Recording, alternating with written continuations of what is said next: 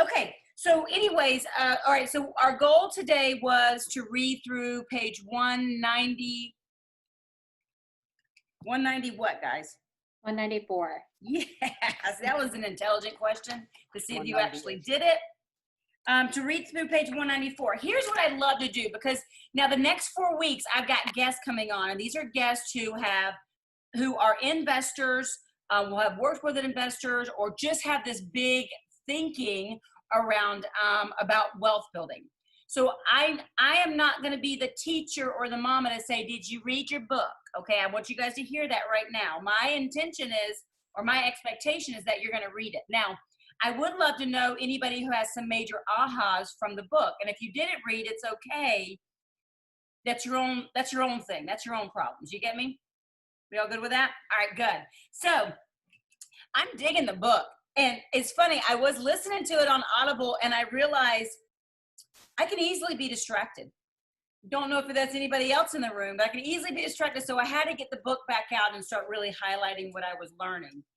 And so I love to kind of hear, let's go to the thinking section real quick. And Amber and Jared, if you don't mind just kind of sitting through this a little bit, and you guys can, of course, participate. And then we're going to get to the interview process with you guys in a minute, because I'm really excited. I have a ton of questions for you guys.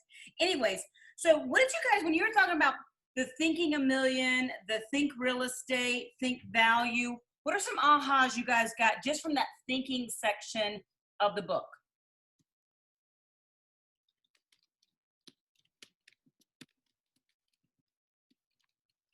Oh, okay.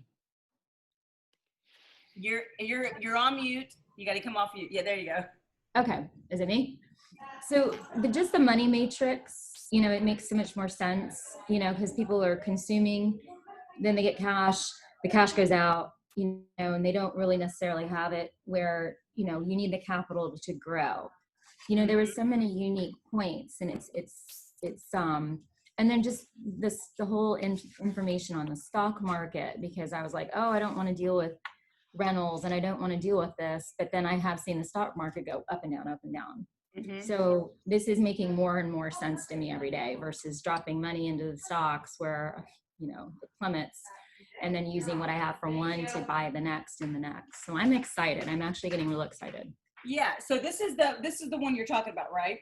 And the one before that. And the one right before. Guys, those were two of the models that I thought were amazing. Okay, well, let me get into one thing. We're going to do this, but I want to share my screen with you, because now I'm going to share, and we're going to keep going on what your ahas are, so don't forget them. Don't forget them.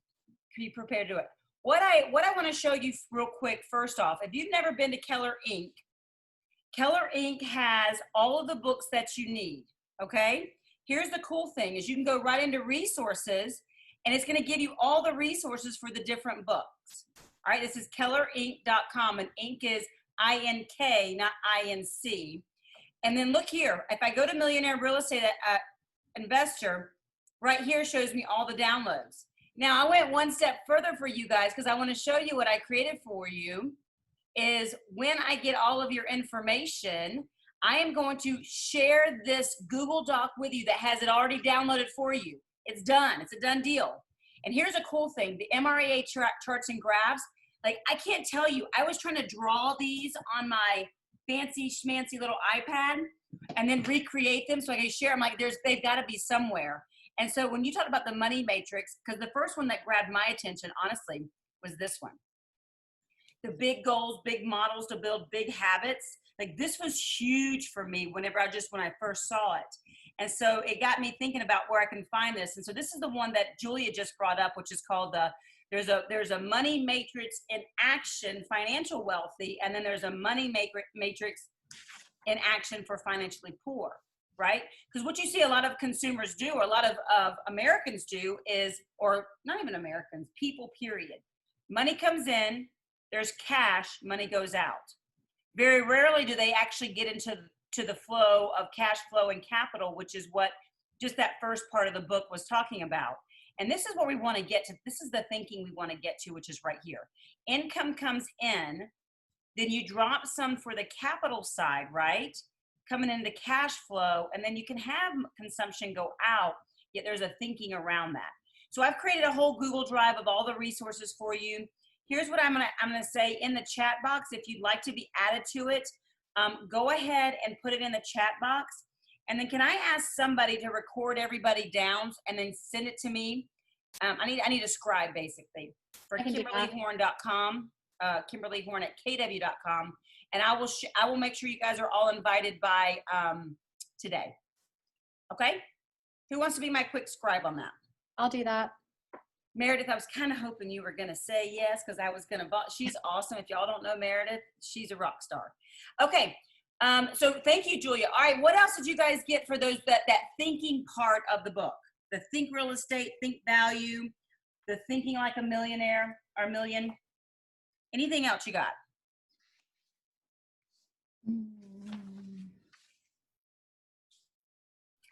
Real estate. My others. All right, I'm going to just tell you a couple of things that I got, because you guys are a quiet group today, and that's okay.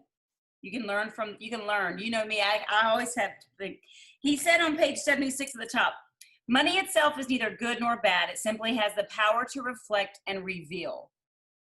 That was very early on in the chapter. You guys read that like almost 100 pages ago.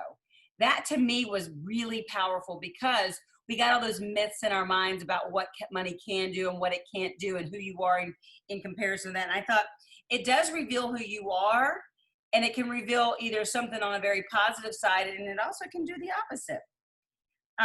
And then I love this because I'm a very spiritual person. I always hear people say, God will provide. And I say, God has already provided. Go out and do something with it. That's what Robert Kiyosaki said. You guys ever heard of the, it's a story / joke. There was a flood and there was a man on a roof, and the man on the roof, a boat came by to save him. He goes, don't worry, I'm praying God's going to save me. And he's like, okay. Second boat comes by. He says, man, jump on, I'll save you. He goes, no, I'm waiting. Helicopter comes by.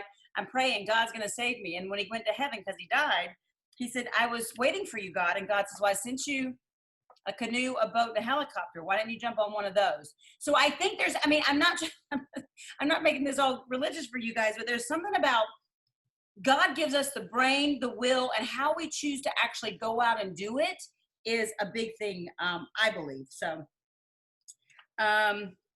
what was something else? I even pulled out a couple other things recently.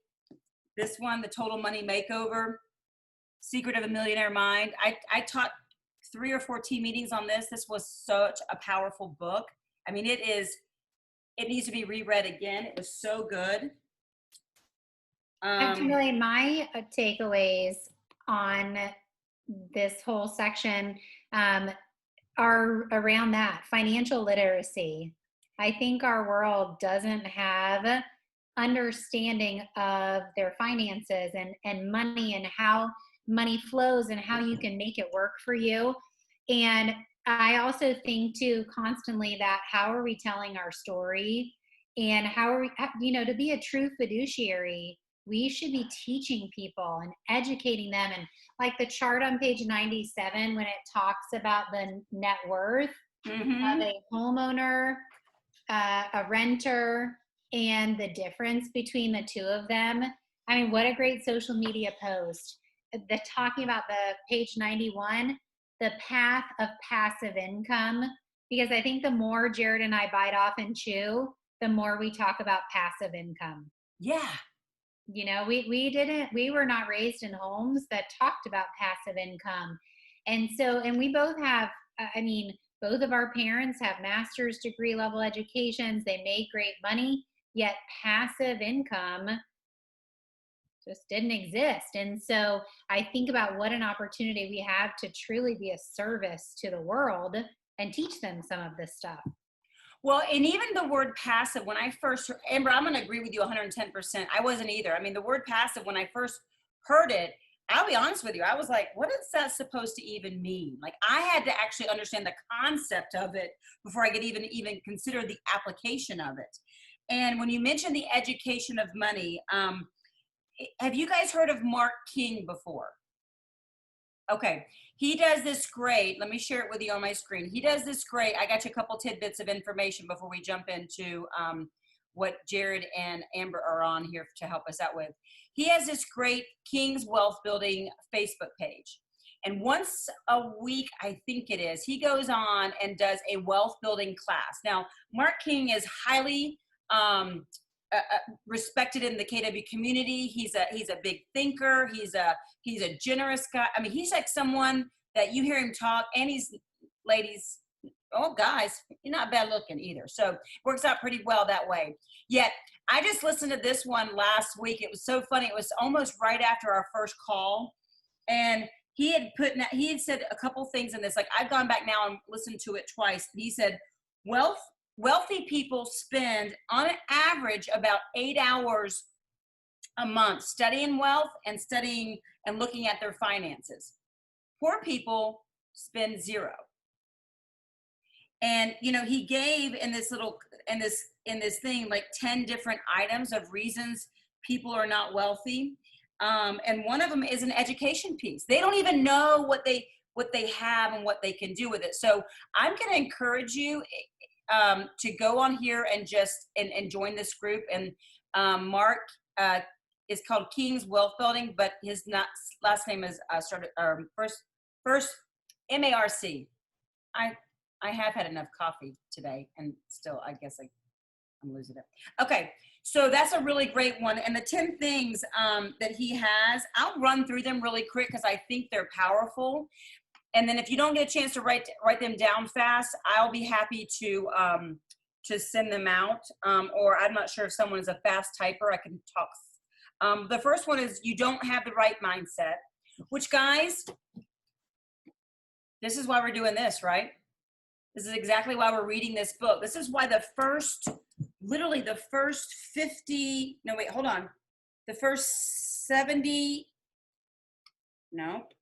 almost 100 pages about thinking.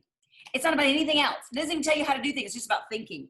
Second is you don't have a plan spending account. 80% don't follow a budget. 80% of people don't follow a budget that's written and followed every single month. And Mark talks in that thing about how he didn't have a budget. He was literally at -0. The third one is you spend more than we earn. And they said usually because of 1 and because of 2. You spend more than you earn. So a spending plan versus a budget plan. And it's funny because they says if you don't have a wealth strategy, you have a really bad wealth strategy. Oh, that was pretty funny. Number 4, you lack self-discipline. He mentioned over 4,000 times a day, we see something about buying something. So our brain is like, he said, the country itself, it was not built on us being wealth builders. It just wasn't. If 4,000 times a day you're seeing something about buying, I mean, I had someone teach with me today, they wanted something from me. I'm like, oh, I'll get it to you. Don't worry, I'm on Amazon. I'm like, okay, well, that's probably not good, but okay, we lost Amber. Jared. Number 5, you borrow for everything. Debt equals inability to wait. I'm a big person that if there's something big that I want, I will save for it. This fancy watch. It's a nice watch. It took me 5 years to save for it because it was only going to be in money that I had earned extra than my current income. Because I wanted it to be something that I waited for. I'm not nearly as good at some of that these days, and I did do it. I do it a lot of things. I'll have like a little thing that I have. You guys who know me, I've told you I want a Bentley. That's on my saving plan. Number 6, you keep putting off savings until you make it big. Jared and Amber are going to talk to you about how, one was a firefighter and one was a teacher. They didn't have to wait to make it big. They made it big because of what they've done. 7 is you just don't invest. Mark King talked about how most Americans are on, he said it's actually a little bit higher than $60,000 a year now. And that's $5,000 a month and half of it's going to like home and taxes. You got to be really strategic to save any money with the additional income. Number 8 is you compete with everyone and you don't need to keep up with the Joneses, which we've heard that before. Our moms have always said that, right? He even talked about his statistics. People who lived in a lower income neighborhood than their net worth is tend to actually save more money and invest more money because they don't have the Joneses to say, oh, look at that cool car. Look at that cool golf cart. Look at this. Oh, just spend a little bit more money on this, right? Because you're living with a different style. And if you don't have the ability to say no to it, you have the ability to say, I'm good, that's fine. Then you spend like the people that you live around. And that's so true, right? It's the people you hang out with. Number 9 is, hold on, guys. My children have been in my office playing around. If you have kids, you understand nothing looks the same when you come back up there. Number 9 is you don't make paying off debt a priority. You don't walk out of debt. You sprint as fast as you can. You don't make paying off debt a priority. I think that's what's really great about the Total Money Makeover. Is he talks about paying a debt off first and then paying another debt off and working your way through. The one thing I think that Mark King said that for me in patience is no matter where you start, you're about 7 years away from this. Yet the policies and the not policies, the way that he thinks around this book is massively smart. It gets you in habits. And I know, Lisa, you love this book. We talked about this before, right, Lisa? Lisa? She's frozen. I don't know. Okay, number 10, you're scared. So I thought that was a pretty big. All right, what are some thoughts on the ones that I just gave you? What's some ahas that you guys are coming up with? Kimberly, I love the mindset piece and the habits, because Amber and I started, when we started, we took, as a newly married couple, we took Dave Ramsey at our church. And that got us thinking budget, live within our means, yet, don't be a slave to the lender.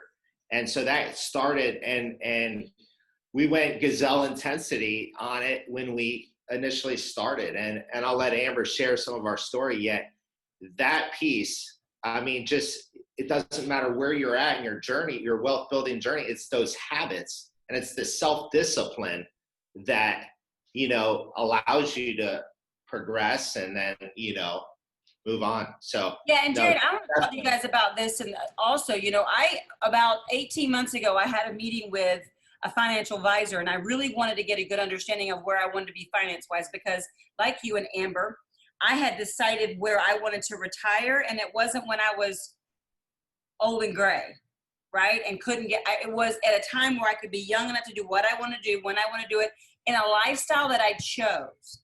And she says, well, how do you plan on continuing to build your wealth versus this one little piece? And I said, I'm a real estate girl. So if you're not a financial advisor that believes in real estate, it's not a good thing.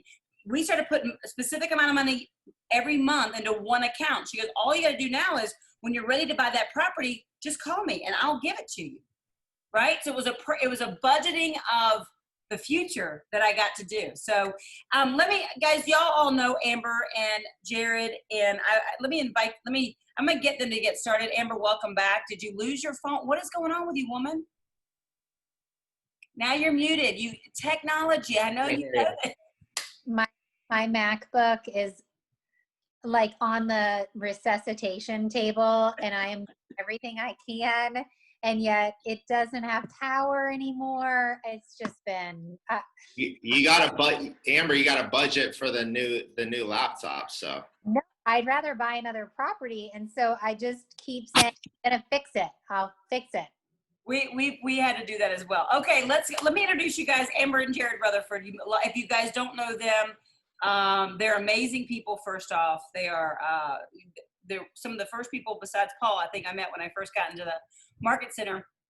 And what I loved about them, first off, is they had twins and they looked relatively sane.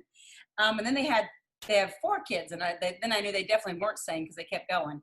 And yet they came from very things. So I'm gonna let you guys introduce yourself and kind of who you are, where you guys kind of came from and started from in this whole little journey, and talk to us because I got a lot of questions. Good. Jared, you introduce us. You're better at that. Oh, come on. We know that's a lie. Anyway, Jared and Amber Rutherford, we not born, but I'm originally from Michigan. Amber's from Arizona. We started dating back when I was 19. We were 19 years old, and I was in the fire academy. Amber was at Florida State, and the rest is history. So we do have 4 beautiful children. About 8 years ago, Amber? We have 11. No, 8 years ago for KW. Oh, I was like, well, we do have 11-year-olds, so I didn't incubate them that long. Yes, 8 years KW. Yeah. So about 8 years ago, I was full-time at the fire department. I was a licensed mortgage broker, and Amber was an administrator and consultant in education. And there was always something missing. We were both very entrepreneurial, or at least I was at the time. No, not we. Yeah. That was babe. And so Amber encouraged me to go back to real estate. I was, I always did it part-time. And so I went and interviewed all the brokerages, got into Keller Williams, where we've learned all kinds of systems and models and wealth building. And that's sort of where we're at. We have 4 beautiful children, and really we're sort of in my eyes, we're at the beginning of our investment journey as far as acquiring real estate. We're in the acquisition phase. And as I mentioned earlier, we started learning about money and educating ourselves when we took Dave Ramsey at our church and really learned the basics. Amber, I'll let you take over from there. So I think a few things to add. I have the pleasure of serving KW as a MAPS coach, as a Bold coach. And we also do coaching with Gene Rivers. And that has been a big, it's not coaching consulting yet. That's been a big growth phase for us because, Gene put up something last year at Family Reunion, and it was market centers, title company, it was coaching and consulting, it was a real estate team, it was speaking and training, it was, master faculty. And it was very similar to the pieces of the business that Jared and I are involved in. And so that is another big thing that we've always had as great coaches in our lives. And so I wanted to make sure we gave credit where credit was due. And Gary and Nikki Ubaldini have been very helpful for us in thinking through the investment piece. We really got started with our first investment property. We had read this book. So of course our RAS was elevated, and my coach in Bold, Scott Toombs, set us up on a call with Jimmy McKissick. And I'm sure you guys have seen Jimmy McKissick is all over this book, Jimmy and Lynn. And so we started, he's like, well, what deals do you guys have? Anything good coming up? And we started talking about our personal residence that we were thinking of selling. And he said, ooh, waterfront's great. Why don't you keep it? Let's run the numbers. And we went from having the house on the market to 3 weeks to pulling it off and saying, okay, let's do this. And, God is like like Kimberly, I'm a woman of faith. God was all over kind of anointing that journey, because we literally put it up for rent. And within 1 day, we had a renter that said, I will pay you 2 years cash. Oh, snap. That's awesome. Yeah. So he wrote us like $85,000 check upfront cash. And I thought, oh, well, I could get into this. I kind of like this. So anyway, and I think the other thing too, that some of you guys probably don't know, we also own a title company right here in Tampa Bay, Elite Title Network, which when you talk about being a fiduciary and providing people great information, and it also stretches us, some of our largest client pool at our title company are investors.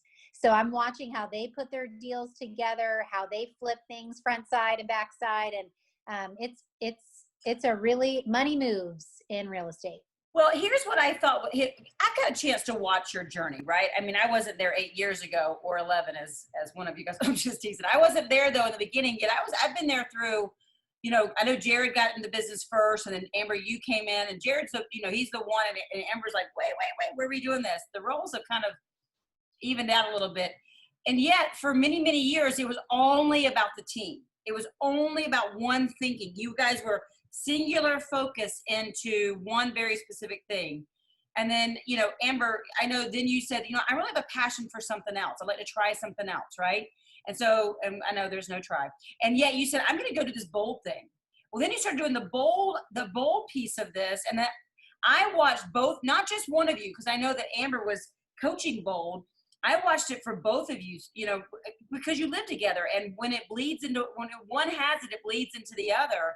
And I started watching both you guys go, okay, well, this is a path that we're taking. And then you guys, I remember the first time you mentioned the title company, you got to whispered it to me like it was a dirty little secret. I'm like, that's awesome. What's, you know, and yet you guys kept opening these paths so much so that you're like, yeah, we're flying to Colorado and we're buying a property. I'm like, okay. So talk to us right now about first, like there had to be some shift, because everybody who's on the call right now, and we have a ton who do a watch back on this as well, because we'll put all recordings out.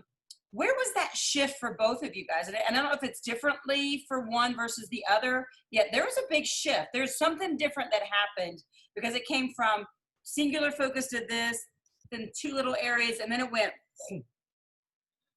So, Amber, I can jump in first. So, I think it was that mindset piece. We started thinking that way.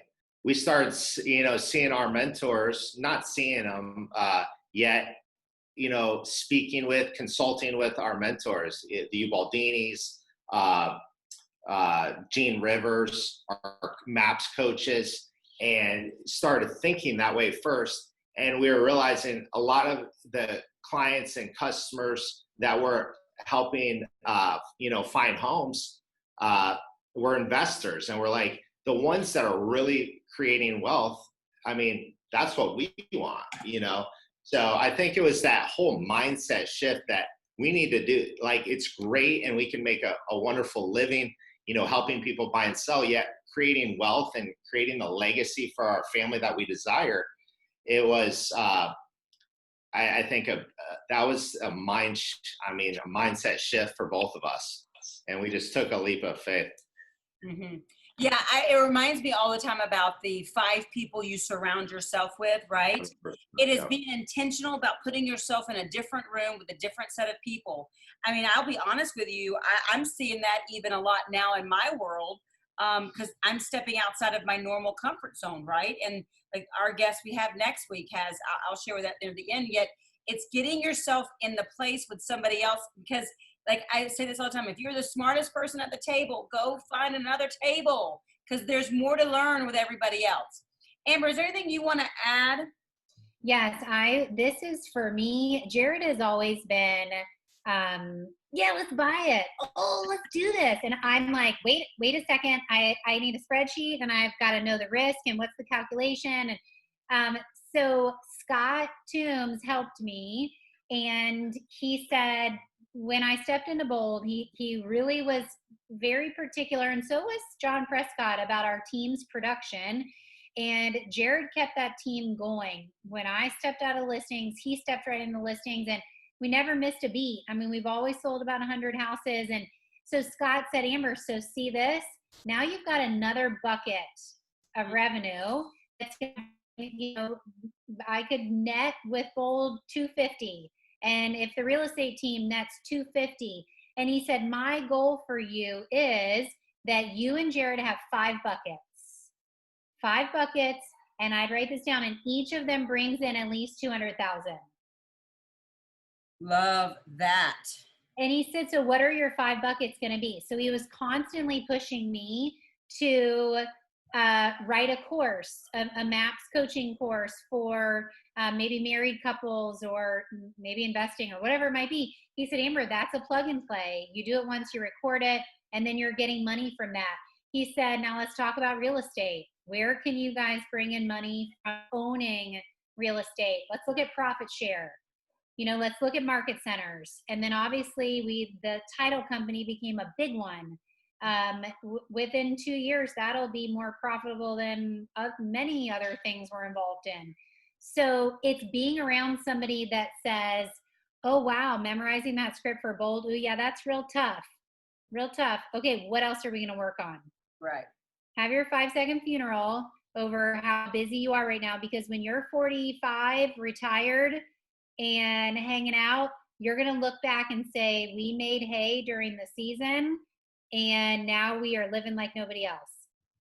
Yeah, so let's get into that, because see, I just made me a cute little picture. It's very fancy of my 5 buckets. Now I'm going to go name them all, so thank you. I think we're at 7 or 8 buckets at this point. The Okay, buckets. so I need to double my buckets. That's what I just heard. Got Yeah.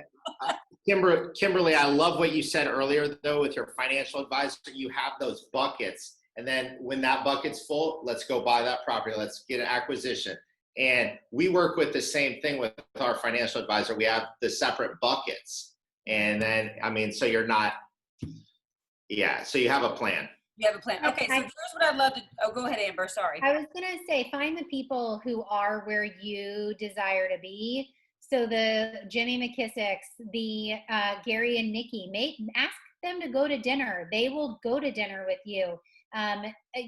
Get the Scott Toombs, you know, the bold coaches you've had that are high rock stars. They will make time for you.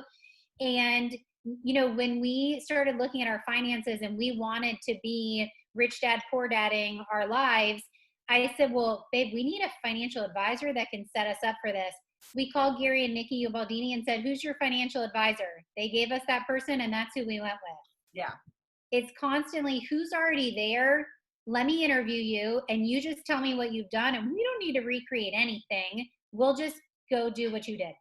I want you to write down 2 letters, R and D. Rip off and duplicate. Guys, there are so many. That is what is so cool about KW. There are so many people in our world who have done. There is no reason not to follow a very specific model of, I feel like I'm a library here, of all the things that you should be doing. It is out there and easy to do. And that's why we have people like Amber and Jared who are in our backyard who can share this. Okay, what I like to do, unless you have something you want to add, is I want to talk about, I want you to tell them the big vision. And then I'm going to break it down, if it's okay, and kind of walk through where you got the kind of the steps you guys have taken. Is that good? And then team that's on here, please, please, please, no questions silly. Ask it, but write down questions. You have questions. Write down anything you have questions on, because they're here to ask those questions, and they're smarter than me. This is why I got them on the call. Okay, so give me the big vision. Like, where are we going with this? I mean, I know that when we were texting, you're like, all right, retire in 5. The first goal is to hit this much in income. So talk to me about that. What is the big vision? You want to go, Jay, or me? Yeah, go ahead. So I think the first thing, the big vision for everybody is grab the one thing and do goal setting to the now. And you want to write down 5-year goals and someday goals and 5-year goals. And the next thing you want to do is you want to carry them with you everywhere. And anytime you are in a place that you can sit, that you can read them, review them, they will all come true. So I carry this with me everywhere. This was my 1, 3, and 5-year and someday goals. 1, 3, 5, and someday goals. And I wrote this in October of 2017. And I highlighted, so these are my someday goals. I highlighted all the someday goals that have already happened. Nice. Look at that. So I think the first thing is the mindset piece of, what the heck are we even doing all this for? Because I don't know about you guys, the listing, the buying, the selling, the negotiating, inspections, it's exhausting. And there has to be more to life than what we are currently doing, because it is such an active income stream. Mm-hmm. So for us, we do a lot of this every single year. Okay, what's our big goal for this year? What are we netting this year? And then from, so you need to know from what I'm netting, then what we do is we take that and we divide it into our different companies. What is each company going to bring in? And it's really small because I print it out every month. That our different companies, TRG, ETN, Bold, which that's kind of gone wah wah for me. Our rental properties, our profit share, the fire department, because my husband has another full-time job. there is coaching and consulting or training that I get to do.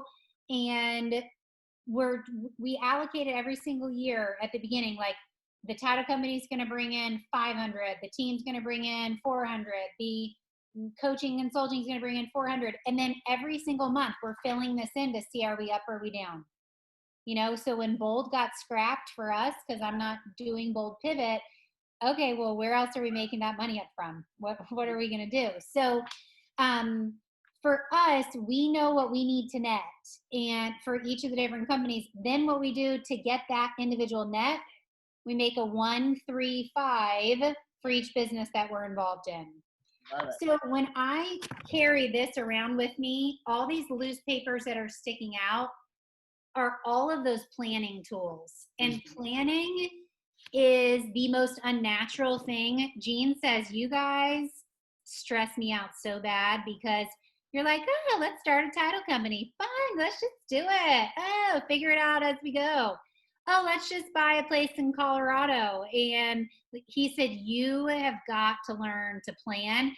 So it may look from the outside that we're very planned, yet it is still so unnatural to plan. I mean, I can speak at least for me. So for us, though, our plan is to acquire $10 million in properties. You have to know we're in the acquisition phase. So we're at about $3 million in properties that we currently own. The goal is to get to 10 million. Because conservatively, if we make 10% off of those, then we have our $1 million a year passively. Mm-hmm. Nice. So that is our big goal. And here's the funny thing, babe, you probably remember this from the call with Linda and Jimmy McKissick. He said, when we first started this, like our goal was $5 million in properties. And now I said, oh, okay, and then what would that give you?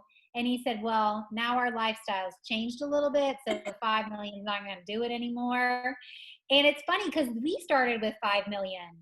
And yet when we talk about what that money can do for our kids and their kids, you just feel like, wait, who am I cutting short here by saying, let's stop at 5 million? Because yeah, we could live fine.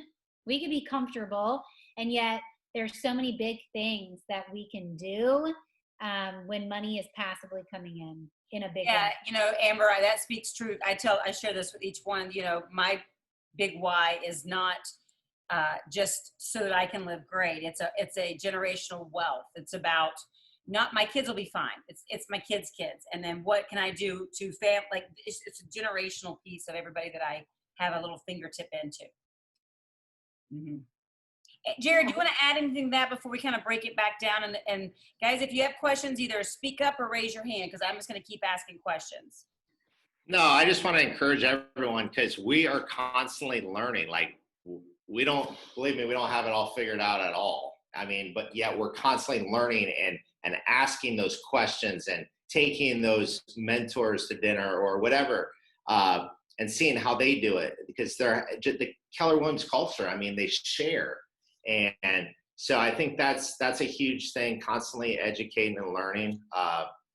You guys have never been afraid to ask for anything. Like I know, Jared, you flew out to spend time with someone. I know that you guys will take people to dinner. We can't be afraid to say, can I have 5 minutes of your time? Most of the time people say yes, and it can be at this point in time. And I think we've got to be prepared to say, who do I need to have a few minutes with and how much time can I get with them? Yeah, Michael Perna. Jared flew up to visit with Michael Perna in Michigan just to be a fly on the wall. Babe, who's the attorney that we met with recently? Ken Grace? Yeah, I'm going to put that in the chat box. He helped us set that up, Kimberly. Like, so if something happens to us, all of our businesses and companies, they flow to the kids. And then that trust is then divided up into 4 different individual trusts at a certain age. And yet at a certain point, that then goes to their kids. Nice. And we are now bound to this and committed. So if you spend the time with an attorney to set this all up, you got to fill the buckets. Yeah, $4 is not going to get them very far. Nope. You get a cheeseburger and then you got to pass on a Happy Meal to the next generation. You get a Whopper with no cheese. Okay, a junior one, I think. I don't even know. Okay, so let's break it down because you guys were all new agents at one point. You started to build a team. That was the biggest one. I know when you went into Bold, so you said your first home was your first investment because Gene Rivers or Jimmy said, why would you not rent a beautiful waterfront? And I've been to your old house. It was gorgeous. Yeah. Where was the next step? What was next for you guys once you guys, I guess, found somewhere else to live? Well, actually, Jared's been doing this a lot longer than I have. So, babe, why don't you tell him about your properties that you had before? I mean, there's nothing. I mean, I've had a few rentals in the past, and I've had a few flips. Yeah, I think it was this. When we started learning about the power and wealth building, and I just got really passionate about it because it's exciting. Money working for when you're not even involved, it's not active. So that we're super passionate about. So our primary residence, and then Amber and I are like, reading the MREI and taking the classes, and we're like, well, we don't really have a niche. Like, it talks about having like, your criteria, and yet, so we had our primary residence, and we went and moved to Brandon, and we bought a very nice property there, and then we're like, we missed the water. And so again, people did it before us. We helped some clients buy a home, and they were going to have it as an investment property, as an Airbnb. And so we started educating ourselves on Airbnb and picking people's brain that have done it before us. And we're like, what are the pros? What are the cons? What are the numbers? I mean, because myself, I'm like, let's just buy it. Let's do it. I will make it happen. I'll pick up 10 other jobs. And yet Amber's like, well, let's analyze the numbers. Does it work? And so that was our second one was Amber. Indian Rocks Hold Beach. on, here's why. He'll say, oh, let's just do it. And then I get to deal with the contractors, the Airbnb sites, the rentals, the check-in, the check-out, who's the cleaning crew. And he's like, are you done yet so we can buy something else? Well, and here's it's going to make a lot of money. Yang, it's the yin to the yang. Come on. and that's it. I have the vision, and I'm like, the faster we can be in the acquisition phase. The shorter, like, then we can start that $10 million. Then we can start paying it off and building more and more equity. Yet, Amber, Jared also will drive a Hyundai Genesis forever if we keep doing it. Oh yeah. He's okay. Oh, Betsy.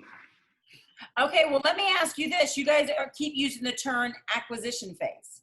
So talk to us about what that phase is, because I want to make sure everybody's on the same level. So our journey has been so far, our primary residence, we rented that out, got 2 years cash up front. They just re-upped. They wanted to buy it. We couldn't come to terms on price. COVID had just started. They just paid us another 2 years. So that property is going to stay as a hold for a while. Then we got Indian Rocks Beach because I've always wanted a beach place. And on my someday goals was a beach house. And so I thought, well, if we're going to do this, let's at least enjoy it a little bit. And so we got that place. And then we went, we went skiing. We could be a little, how do you say it, babe? We just are like, yeah, let's do it. Impulsive. Unplanned. Impulsive. There we go. This is where I said you have kind of come over to the dark side a little bit, Amber. I really have. It is scary. It's a little it's scary. the smart side, really. I'm on Jared's Yeah, side. we did it with a plan, though, and we had the numbers. We've analyzed it very carefully. Yet it started on a ski lift. We were in Beaver Creek skiing in February, March, and I was like, this is the most beautiful place I've ever seen. I'd never been to Colorado and gone up skiing. And I just said, I want to see this every day. This is the most beautiful thing. So Jared said, let's buy a place out here.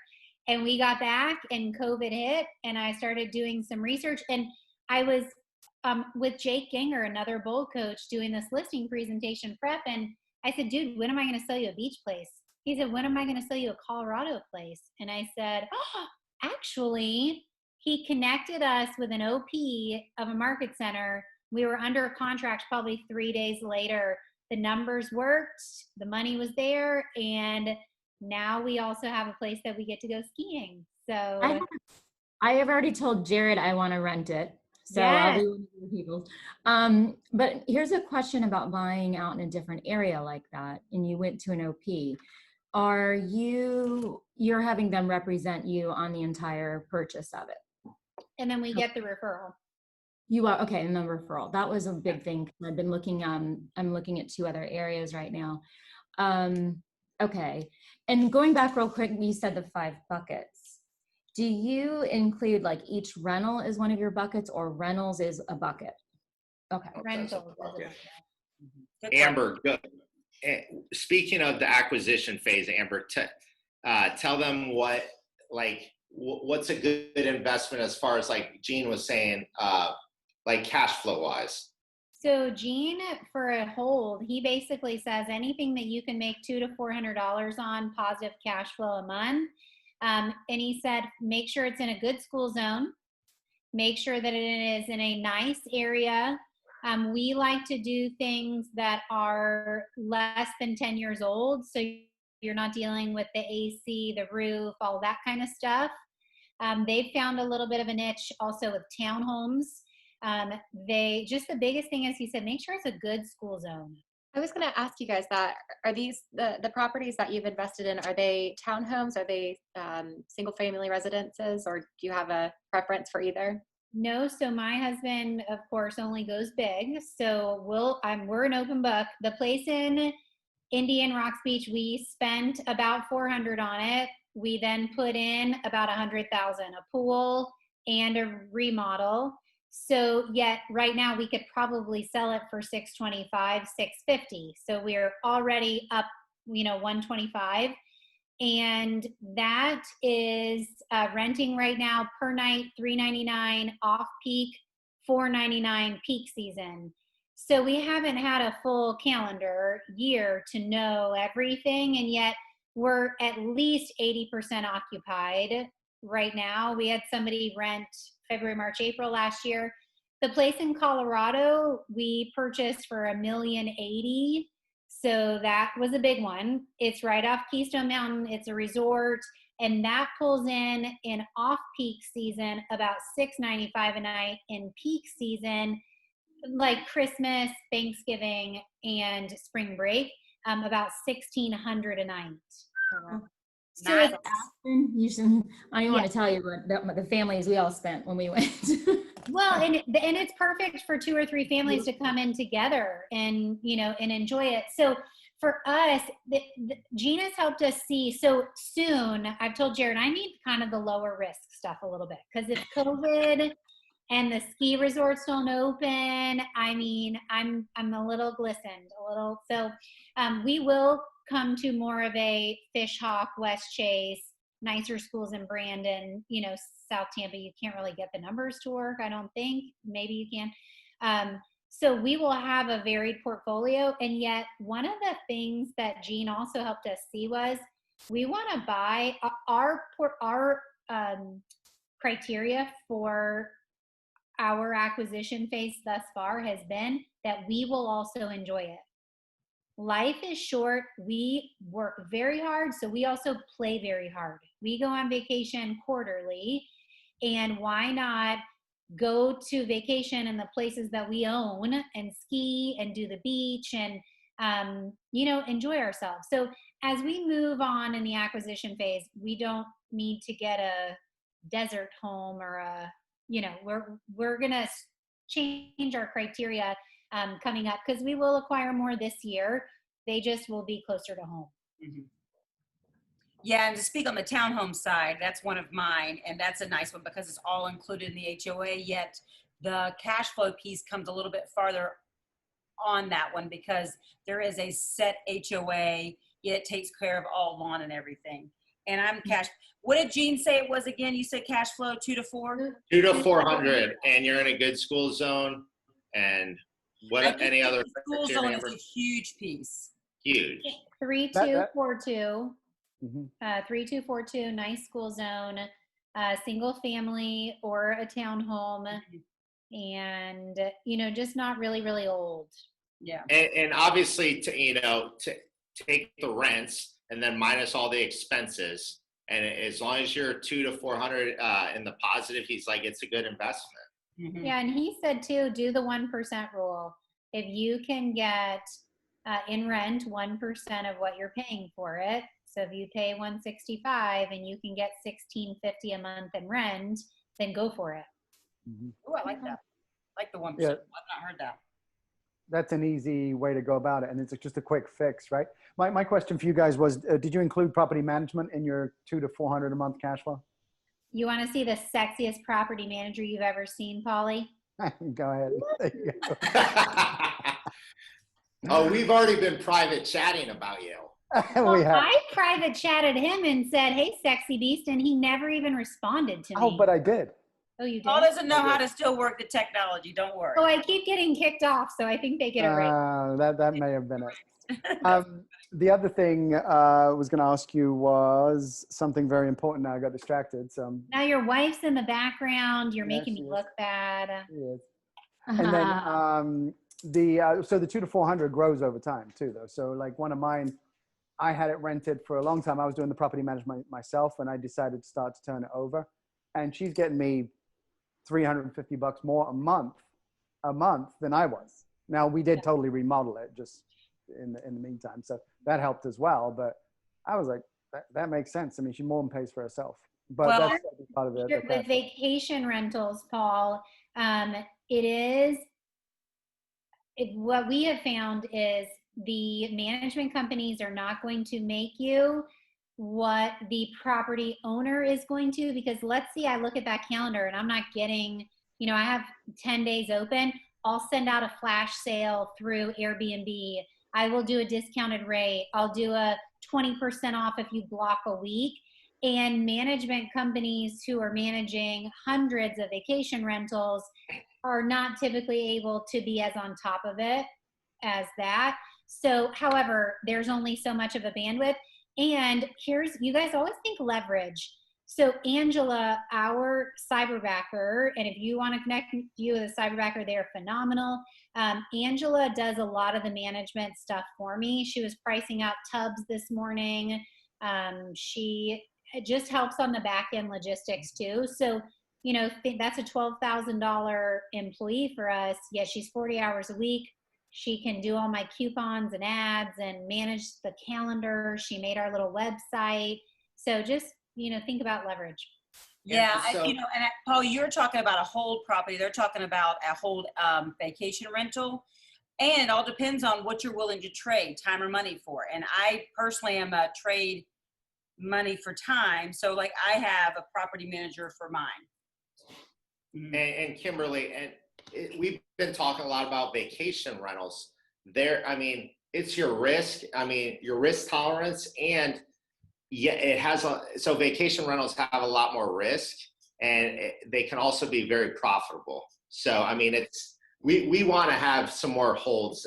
We want to add some more holds to our portfolio. We don't want to have only vacation rentals yet. So I'll give you the numbers, why we jumped on the 2 properties that we did. Is the property we picked up in Colorado grossed $115,000 last year in rent. And what we put down for it was $200,000. So you're making 50% of your initial investment back in year 1. That's huge. Like phenomenal. Can you say those numbers again, Amber? Because I didn't write them all down. Yep. So Colorado was $1,080,000 to pick it up, and we also probably, our appraisal came in higher than that. The market's picked up, so we already have some equity. Yet the gross rental income last year was $115,000, and the family stayed during some peak times, and so it could have even been up to $125,000. So when you look at your cash out to pick up the investment, anything north of 20%, some people say even 10% is great. Yet for us, 20%, if you can get 20% back in that first year and then each year subsequent, that's phenomenal. So when we run those numbers, 50% of that, and if you back out all the expenses and everything, it is still going to be, I think it was like 32%. That is phenomenal. So writing $1 million, check, that's scary. And yet with the numbers work and you're committed to it over time, it's going to happen. Did you take because the Colorado you guys just picked up on Jared's birthday. I know this because I was texting him on his birthday in Colorado. August 3rd. You guys took the gross income of what the previous owner had had the year prior. Yeah. Okay. Love that. Okay, great. And then Indian Rocks Beach, that one cost us $400. We're in it for $500, let's just say. And that will gross probably between 70 and 85,000 this year. So about 40,000 gross. And that's being really conservative. Because I know one month we brought in 11,000. So Yeah. I went to the Outer Banks this summer, and I was already ready to buy something at Outer Banks. So don't let him take you to Outer Banks, Amber. Or come with me. I heard that's really nice out there. It is, and the way that they rent out there is quite amazing. We're headed back down in June, and I think I'm gonna. Hi, Addie. I'm gonna go out there and meet with KW Agent out there when we go out in June. hey, you should do the lady from Bold, the Outer Banks lady. Shirley Nixon, maybe is her name. She's on a slide in the classic Bold. I will call Shirley. Shirley Nixon. Got it. All right, guys, I want to make sure that we value everybody's time here. I know that we're set to go till 4:30, yet if we get to the point where we don't have any more questions or have any more to add, I'm not going to waste your time. Not that it's a waste. This has been amazing. I got to tell you guys, the reason why I agreed to do this class, and I know I told you this last week, is so that because I have whole properties. My next is vacation rentals, to be honest with you. And so it is to learn this book better myself because, it's funny, Amber, when you mentioned about your buckets, I did mine a little bit different. I created my 155 and I have buckets and each one has a certain amount that is going to make me next year for my end goal. And what I realized, what you guys just said that I didn't have was I don't necessarily have my 1 year, 3 year, 5 year, I don't have it on one sheet. So thank you for giving me that. What questions do you guys have for anybody on the call? And I am going to give a quick little props out if it's okay. Jason Manecki, who's on the call, he is the first he's the property manager. And I will tell you, it was a big chunk for me to say, I'm going to give, this to the property manager. And I love it because I have to do nothing. And I'm the person who buys a house. And if there is a crack in the wall, it will stay there till the day I leave. So I'm just not a person to fix anything up and to have a property manager on the side. So I'm going to give Jason a little bit of props. We've referred many clients to him. I was going to say, let us second that. And I always ask for feedback, and they said Jason's phenomenal. So Jason is on it. So Jason, I just went, Okay. What questions do you guys have? I was curious about. Oh, Go sorry. ahead, Meredith. Go ahead, Meredith. I was just curious about what is your strategy in terms of like keeping these properties? Is it 30 years? Is this a long-term investment for the properties that you've already invested in? Yeah, we don't have any,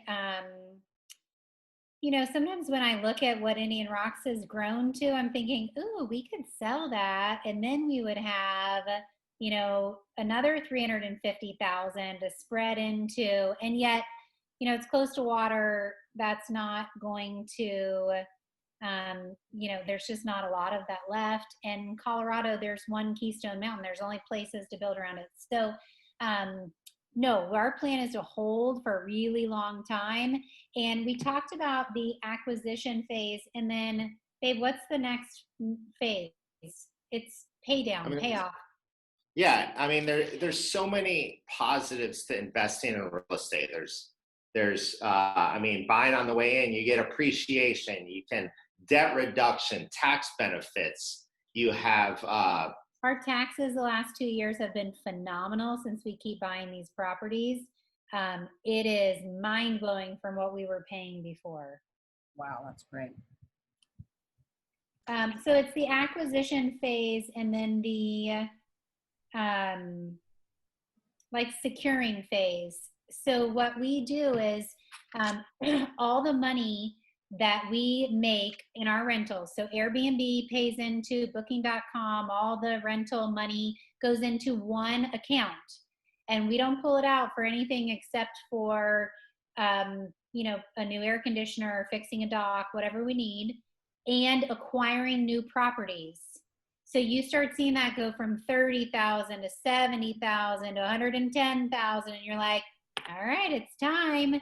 And so that is something that I think has been really beneficial for us is any overage, outside of our kids and private school and soccer, we live very modestly. I don't think I've been clothes shopping. Jared will tell you in probably 3 years. My mom buys me clothes. She's like, it's so sad that you wear the same things. And she says, my car is rusting, and it's like the Blue Book. I don't even think they would give me $2,000 for my car. They laugh at us. And so I think that we have just gotten so clear on getting to, it was 5 million, then it was 7.5 million, then it was 10 million. And we are just so clear on where we're going that we have taken all of our bills and chopped them in half. And I don't have a nanny anymore. I'm doing my own laundry these days. Kimberly knows about that. It's a different season, and yet we are just going to grind it out for the next 5 or so years and then do whatever the heck we want. And along the way, we're going to go on vacations every quarter to the places we own. So it's not like we're spending on that. And so I think the biggest thing, the beginning of this, is get yourself on a place where there's a forced amount every single month. We have $10,000 every single month that gets pulled out of our accounts and moved into a money market that's outside of our rental properties. So we have to have enough overage forced every single month. By the 15th, I have to move money into the right place. And our money manager, he can't just not do it with 24 hours notice. Yeah. So it's like that pressure, and we have just constantly been in a pressure cooker the last 3 or 4 years. And it's just cool to see how the money is multiplied. And so then each kid gets $500 a month in their own college. It's not a college fund. I don't know what it is. It's 529. that thing. And so all this money is just going out, and we never see it because it goes to all the places. And then when we get these reports and we're like, whoa, look at all that money, we can actually go buy things and not feel guilty about it. Yeah, and I want to add something to that because, see, Amber, guys, I want y'all to pause really quick. I just want to bring this down. If you're not a $10,000 a month person, that's okay. How about $100? Start with something, because I started doing the same thing too, where $8,000 a month was going into some force of something that was going on. So, guys, you figure out what your number is. Figure out where you go, because I want you to hear teacher, fireman. This is where it's Kimberly, let me add to, you're 100% right. It doesn't matter where you're at in your journey. We still do a budget, and we started with an envelope system. Like, hey, we have $200 to go out to dinner this month. Right. And it's all about awareness. Are you aware where your money's going? And when you just charge, you don't even know until the bill comes at the end of the month. So I think that was a huge turning point for Amber and I. And when we had awareness, where was our money going? Mm-hmm. And so, like Amber said, pay ourselves first. And we pay ourselves first by allocating, where's that money going? For every dollar, like, where's that money going? We're going, it's going to debt reduction, or it's going to a bucket to acquire properties, or it's going, to the kids' college fund. Like, where is it going? And I think then when you look at your goals, you can go, okay, I'm ready to do this. And then you have a place to pluck it from and use it for that. I love it. 100%. I've been doing a little bit of my laundry too, Amber, just so you know. I don't I have a whole I don't bunch have in the guest room if somebody wants to fold it. I did teach the twins to load and unload the dishwasher, so I've not done a dish in forever. I was gonna say, Kimberly, Amber's been leveraging the kids and saying, "I'll pay you a couple bucks if you fold this laundry." You know, So I'm it's like, $5 a load. Way cheaper than the nanny. oh, listen, mine, all I need to give them is a Starburst. So we are just shush, no talking. We don't want them to hear you say that. So Okay, here's what I want to do. Is there any other questions? Because Amber, because you're on the call, you can help me prep for my guest that's coming next week because you've already said his name once, maybe twice. So any other questions for Jared and Amber before? Guys, I don't know. Oh, sorry, Jennifer, go. And Jason. Oh, and Jason Jason, has I can't see everybody's face. I've got us on, I'm recording. Hey, Jason, go, Jennifer. 2 questions. So I know we've talked a lot about, and 2 of the 3 holds that you have are vacation rentals, and you talked about 20% back in the first year. Is your thinking in that return on single family holds as well? Is that your mindset there?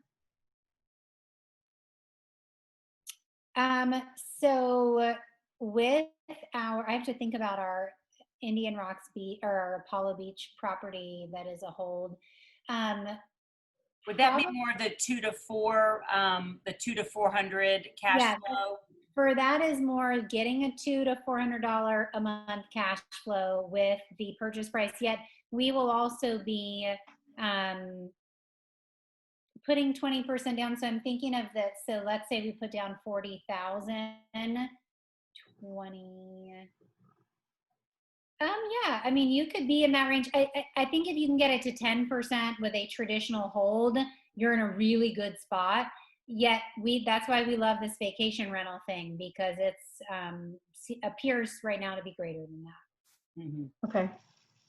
And just a clarification more. So we've talked a lot about buckets, and you started talking about create your 5 buckets of, I'm guessing, streams of revenue or so, but then you talked about your envelopes. So do you have your 5 revenue streams, and then do you have your 5 buckets where you put your money? So one for investment money, money for vacation. Is that the way that you kind of approach it as well? So I guess we probably talked about that 3 different ways. So the first one is just financially 5 or more places where money is flowing in revenue-wise from different ventures you're involved in.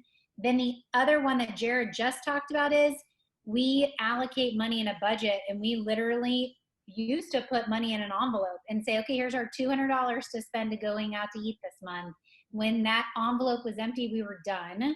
So we talked about that. Yet we also have probably 9 bank accounts, and those 9 bank accounts are for different companies, and there's also reserve accounts. And when they hit certain levels is when we know we're ready to make our next investment.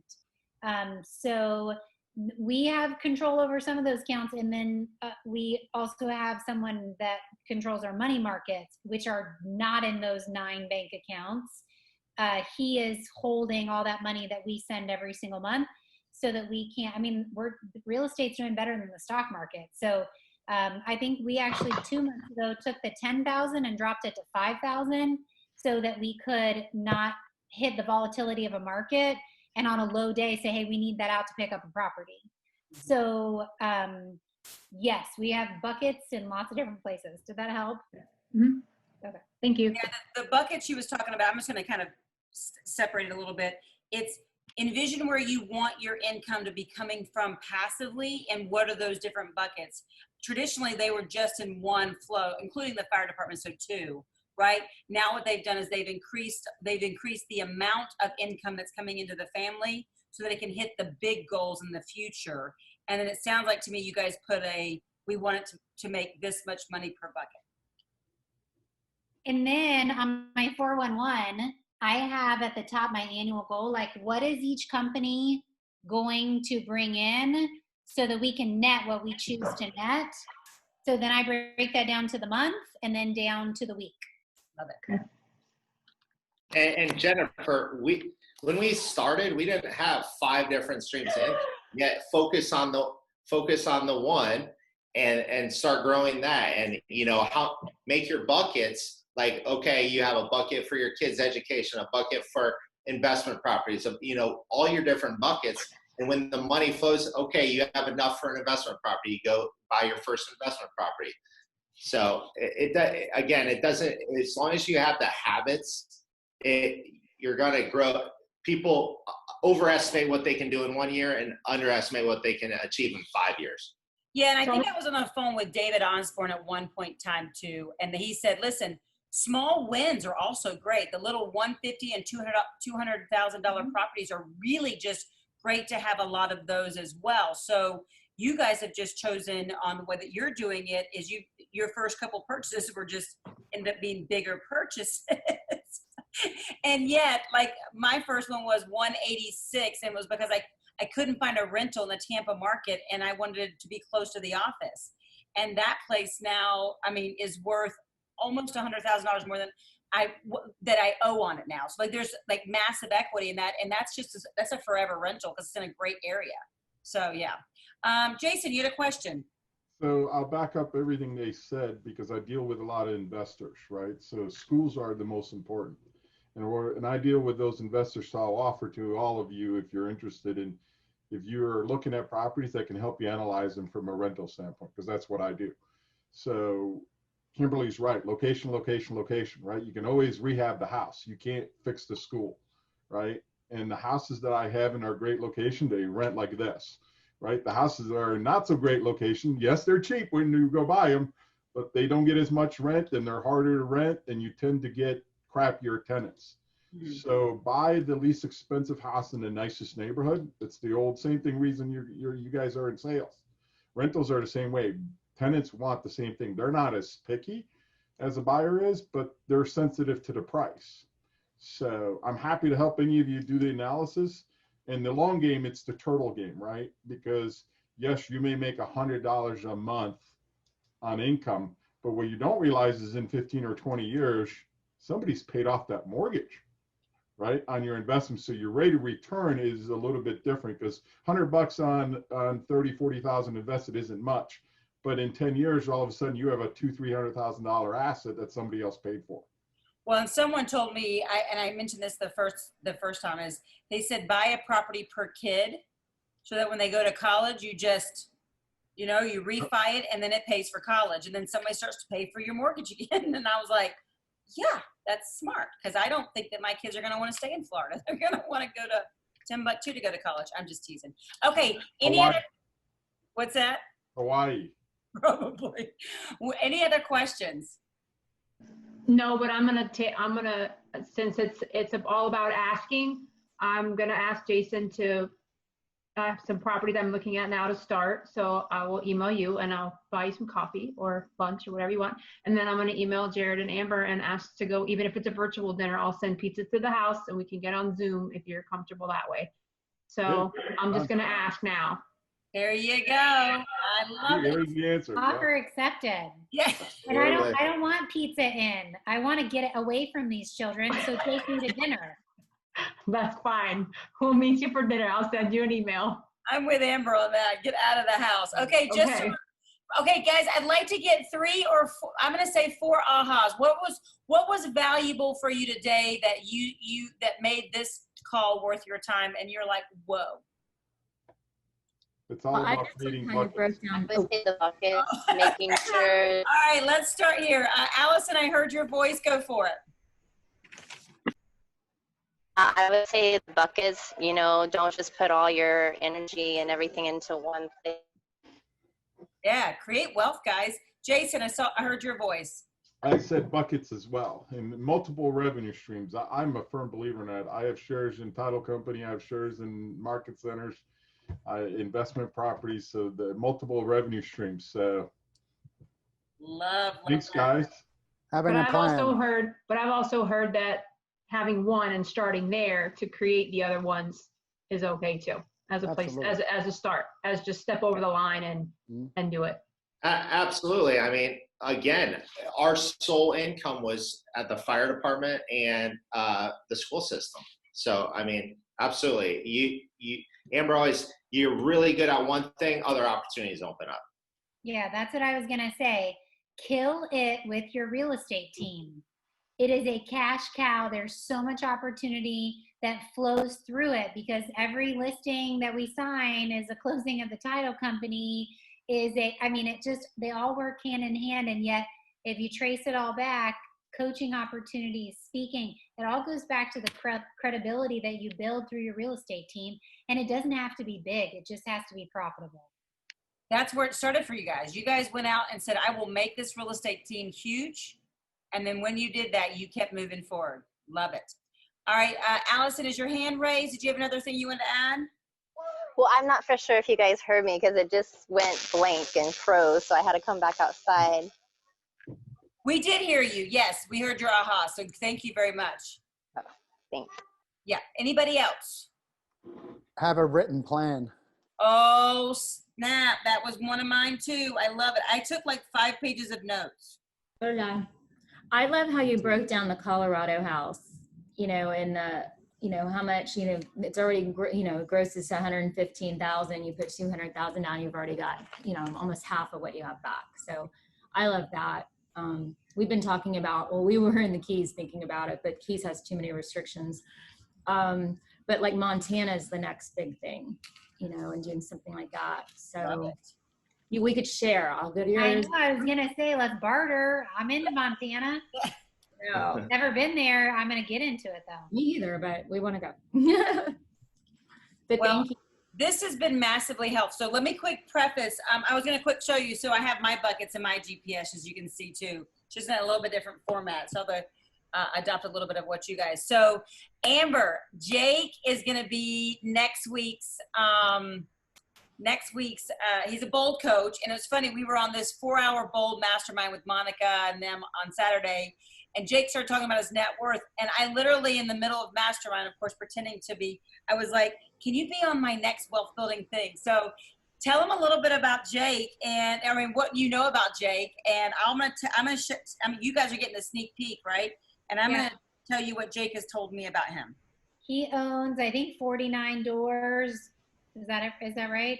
It's 47 doors, and he's about to close on, I think, either, I can't remember if it was 18 or 28 complex. Yeah. He did not start this until about 7 years ago, picking up his first property. Jared and I didn't start until less than 2 years ago. Right. So just, I be on there, take notes, and he's just the coolest. He's from Colorado, so he probably has some mountain medicine. I mean, he's just very chill. He's so great. And he has, I think, 5 boys, if that's correct. 5 kids. There's a girl in there somewhere. Yeah. Or maybe there's a daughter. 5 kids. Maybe that's what. So he says the one thing we're doing is increasing the size of our portfolio by 50% this year, with 0 out of pocket and 0 tax liability. This will increase our income by 5-fold. Don't miss it. Say that again. They're increasing their size of their portfolio. Like I said, he's already got almost 50 doors, and he's about to purchase something. They're doing it with 0 out of pocket, 0 tax liability, and he's all about the holds. So it's going to be great.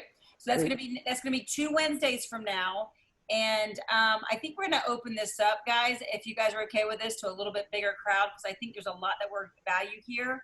And if the other agents in the office, unfortunately, aren't going to find value, we're going to open this to bigger. So there'll probably be a registration. If you guys want to be on the Google Doc, make sure that you put your name in the chat. And Meredith, do you mind emailing me those? If you just want to email at me, everybody, then I can put it all in. And then if there's a registration link, I'll email you guys first. Sound good? If you guys, Kimberly, forward that to me, I will share the calculation that I was showing you. Was kind of off the top of the head, yet there's a formula that Jared and I use called the stack. And it is basically all the way from gross down to net income before taxes. And we use the stack to walk us through any property. It's a little complicated. It's about 5 to 6 levels. Yet I will. Can you just share it into the Google Drive, the Google Drive? And if you have problems with it, you can email it to me and I'll have Mary put it in. Okay. Sound good? And guys, if you want to be a part of it, I need your email address because Meredith is the one who's getting this put together for me. Thank you, Meredith. Yeah. Kimberly, And if you just save the chat, you'll have everybody's email if they put it in there. Yeah, I don't know how to do that. I mean, this is all So, saved. okay, quick tech lesson. Bottom right, 3 dots, hit it, and it says save chat. Right under all the chats. There you that's go. cool, Steve. Still I Meredith. would I'll save the like chat. y'all, like I just included everyone's email on the email I sent to Kimberly, so you guys should have all of that in there. Good job. Easiest way, and I've saved the chat. Guys, thanks so much for being a part. Amber and Jared, mwah, mwah. Love you guys. See you later. Thanks, guys. Thank you Hey, guys. Bye. Amber, the girl you gave me. Oh, she's gone.